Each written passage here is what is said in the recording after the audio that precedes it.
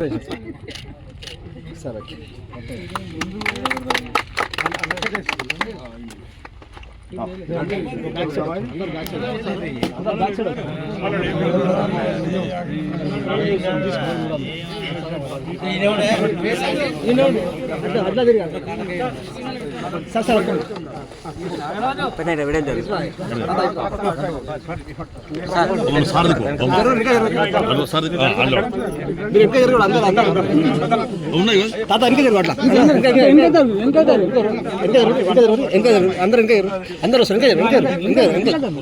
అందరూ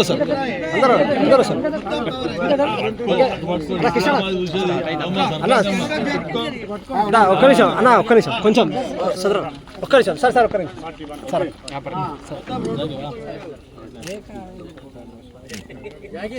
ఓకే అందరూ వస్తారు సార్, ఒక్క నిమిషం సార్. ఓకే 41 కేజీస్ పర్ఫెక్ట్ ఉంది. ప్రభుత్వం ప్రజాపాలన రాకముందు 2 కిలోలు 3 కిలోలు దండి కొట్టేది. మన ప్రభుత్వం వచ్చినాక 41 అంటే 41 చెప్తున్నాం. 1 కిలో కూడా ఎక్కువ, ఎందుకంటే బస్తా 650 గ్రాములు, 200-300 గ్రాములు తాలో కిలో ఉందనుకుందాం తరువు. అట్లా 41 అంటే 41. సో అట్లా జోకే కార్యక్రమం మంచిగా జరుగుతుంది. మళ్ళా మాయిశ్చర్ అయిన కరెక్ట్గా చూస్తున్నారు. రైస్ మిల్ల దగ్గర కూడా ఏడ ఇబ్బంది కలగకుండా చూస్తున్నారు. వడ్లకు ఉన్న 2 రోజులలోనే ఎక్కువ 3వ రోజు మన అకౌంట్లోకి పైసలు వస్తున్నాయి. ఇంటురా. సో మంచి, అది కూడా మళ్ళీ రాష్ట్రంలో అత్యధిక దిగుబడి జరుగుతుంది. ఈ మధ్య దేశంలో ఎక్కడ లేని మన దగ్గర జరుగుతుంది. సంవత్సరం వరి ధాన్యం పెరుగుతుంది.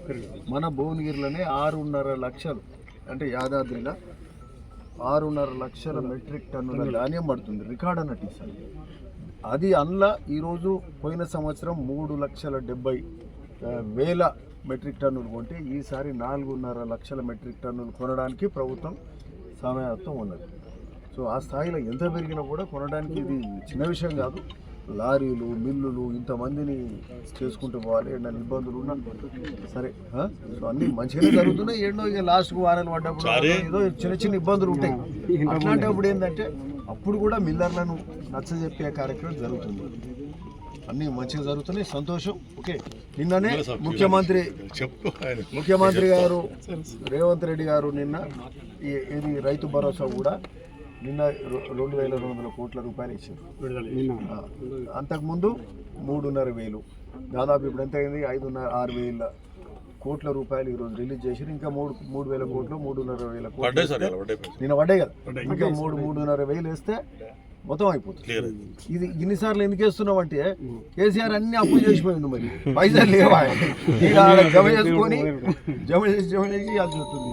సో ఇది పరిస్థితి. ఏదున్నా ప్రభుత్వం కొంచెం వెనక ముందైనా చిత్తశుద్ధితో ఉన్నది. ప్రజలకు, రైతులకు ముఖ్యంగా మేలు చేసే కార్యక్రమం ఈ ప్రభుత్వం చేస్తుంది. ఓకే.